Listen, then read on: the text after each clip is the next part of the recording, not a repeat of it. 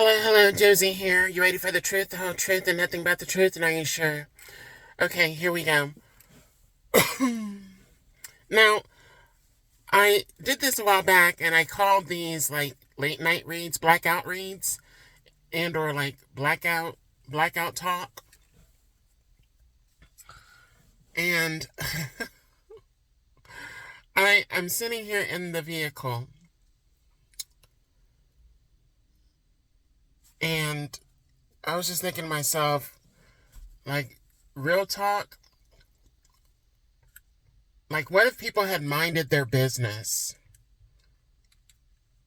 What if people like minded their business, like they lived their life? And I'll sit in my vehicle and I'll just watch people.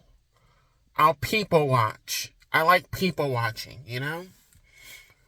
But I don't like when people try to interject themselves into my energy, like forcefully interject themselves into my energy. It's readable.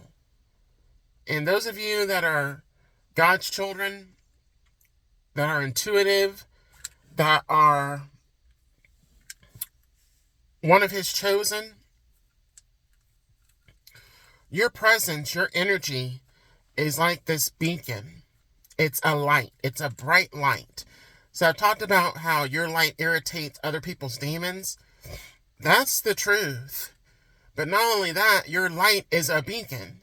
So anybody that is seeking your attention, anybody that is seeking what it is that you possess, that we possess, our knowledge, our intuition, certain gifts that we have that we can bless other people with. Just being seen, being noticed, having a conversation with us. People will seek us out intentionally to boost themselves up. It's so much to the point where we get to a stage, and I'm not even going to say I'm guilty of this. This is where I'm at. I don't want to be around a lot of people, personally. I never really have. I can, but I don't like it. I was at a package company,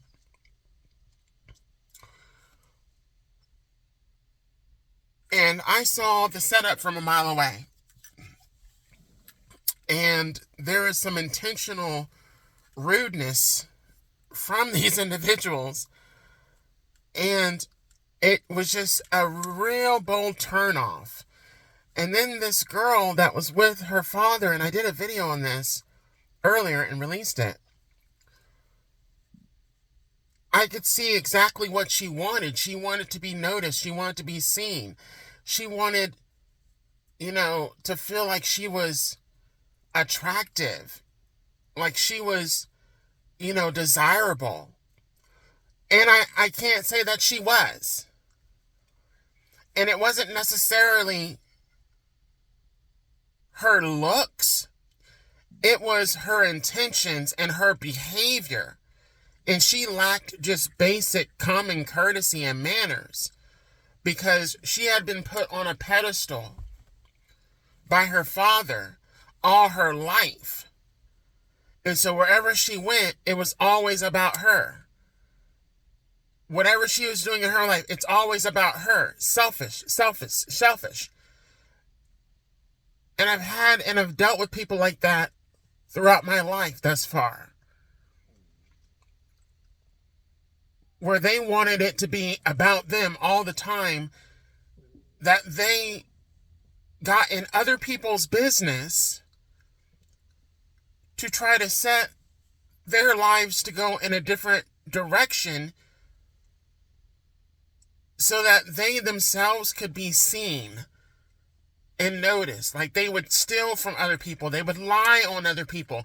They would manipulate talk about other people. They would get people to go against another person that they were jealous of or envious of.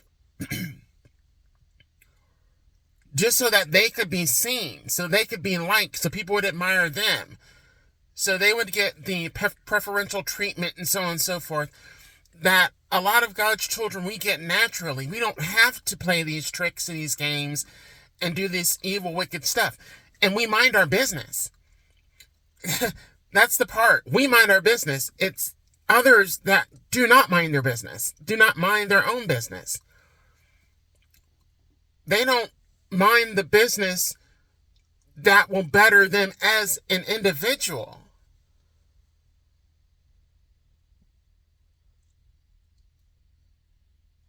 And so, like, I'm sitting in the vehicle now, and I just process that. What if people minded their business? Like, what if people minded their business and lived their lives and did not focus or worry about other people? And then, like, let's say I like people watching. But when people know and or feel or sense your energy, they can see your light, they switch up. They switch up. They start acting funny.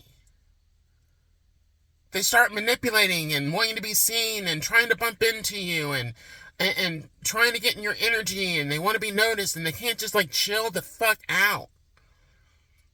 Or they're trying to engage with you to make you feel some type of way because they are insecure.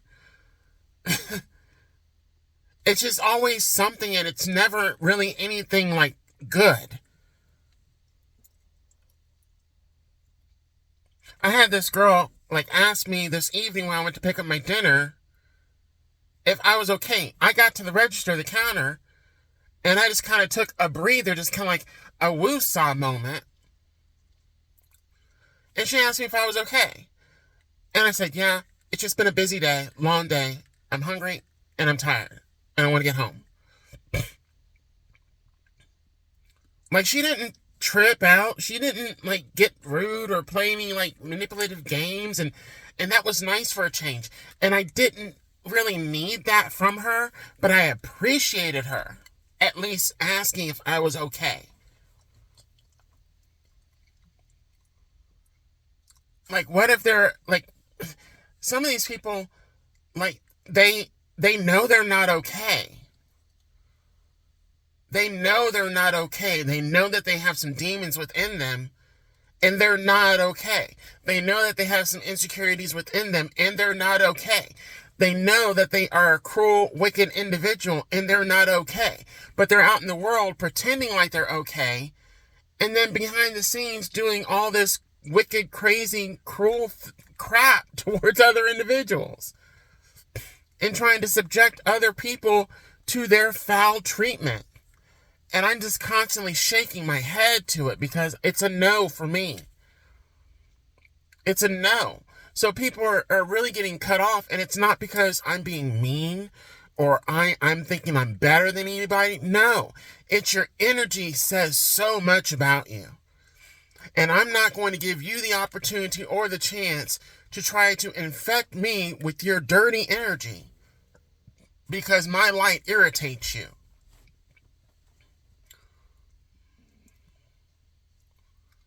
It's not arrogance. Song that we sang back in church. This little light of mine, I'm going to let it shine.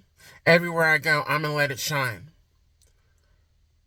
Like, it's a very happy song, right? If you remember the song I'm talking about, it's a very happy song. It's a very positive, uplifting song, right? But it doesn't speak about what happens when you go out into the world and you let your light shine, and people see that shine, and they do anything and everything to try to dull that shine, to try to put your light out. There's nothing in the song about that. So when you constantly have people coming at you and attacking you, trying to put out your light, trying to destroy you, lying on you, manipulating other people to not like you, like, what does that do to a person after a minute, after a while of that happening? You start to guard your energy. You start to guard where you shine your light. Because not every place is deserving of your energy and your presence.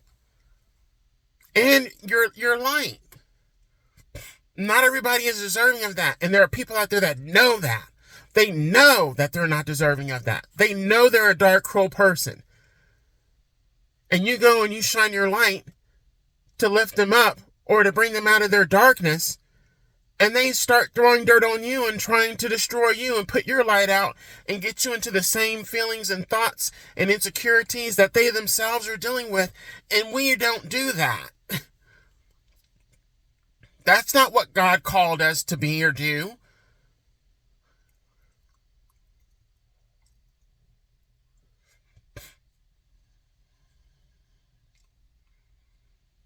There are some people out there in the world that are dangerous, dark, dangerous, deadly individuals. And a lot of them, they're way too far gone. We went into these people's lives to help them start their healing journey. Some of them did. Some of them did not, though. And what they did to come against us, that those that chose to not, what they did to come against us was some of the most low-down, wicked, crazy, cruel things for what we did for them to return in a negative, evil, hateful manner on us when we gave light and love and kindness to them. Oh, God knows, and he saw everything and heard everything that these people did. And he's not pleased. These are some of the same people that will continue to try to get into our energy, that had the chance, had the opportunity, had our attention, had our kindness, our love, and they took advantage of it, they abused it, and then they tried to kill it within us. For sport.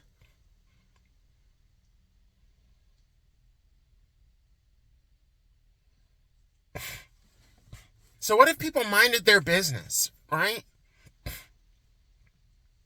What if people minded to themselves to better themselves before getting in relationships or even friendships? What if people minded their business and worked on themselves before having children?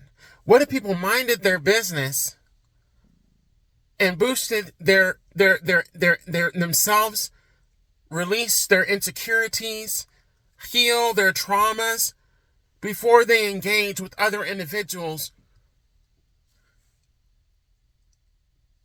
so that they're on an even playing field? What if people were able to mind their business if they realized or figured out, hey, I got some healing to do. I need to work on myself. I'm going to pull away from certain environments where I'm triggered and do that, right? No, they don't do that. They want to mind other people's business. They want to have all the friends. They want to have the lovers or the partners or the relationships. They want to get married. They want to have children. They want to be in the social networks, the social circles. They want to be seen. They want to be heard. They want to be loved. They think that by getting outside validation, that's going to help boost their ego, when that's not what and or how it works. You got to have your own like and love for self before anybody else is going to like or love you. And if you're putting on a front in order to get people to like and love you, eventually people are going to see through that.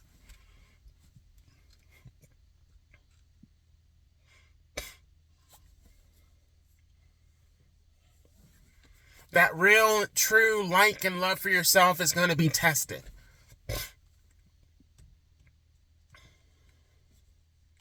By others, to see if you really like and love yourself.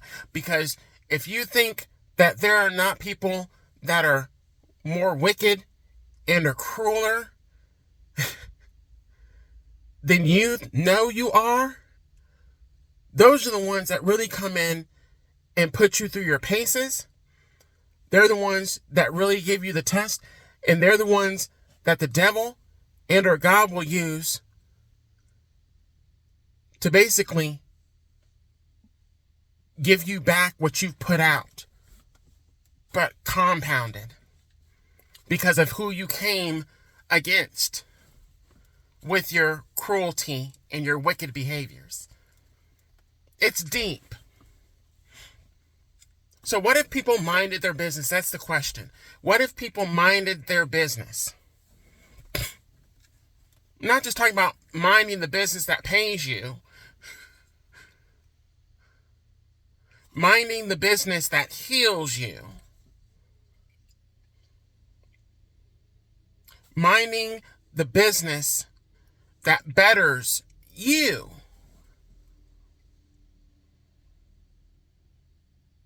Food for thought. Gotta go. Bye.